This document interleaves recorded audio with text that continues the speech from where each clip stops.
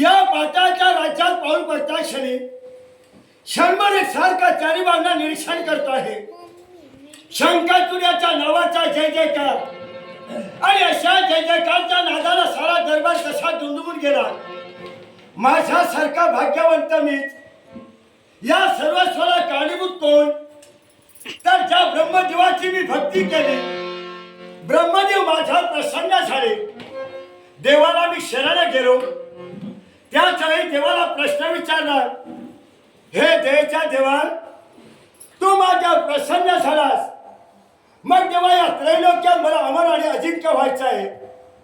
यासाठी देवा माझ्या इच्छेसाठी आज मी तुझी भक्ती केली. देवाच्या मुखात हे शब्द बाहेर पडले, हे माझ्या प्रिय भक्ता, मी तुझ्यावर प्रसन्न आहे. जे काय तुला हवं असेल या क्षणी माझ्याकडून मागून घे. देवाला म्हटलं, या संपूर्ण विश्वाच्या पाठीवर देवा सहजासहजी कुणाच्याही हाताने मला मरण येता कामा नये. तथाच ते शब्द देव बोलून मोकळा झाला. एवढाच नव्हे, त्या देवाजवळ असणारं श्रीकृष्ण कवच त्या देवानं माझ्या हाती दिलं.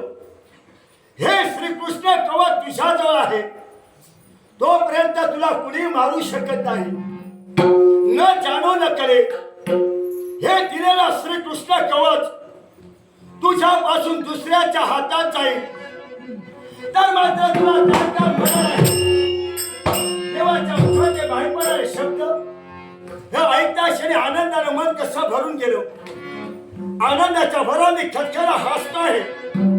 ज्यानं सारी सुख प्राप्त केली तो शंकाचूर आणि या शंकाचूराच्या नावाचा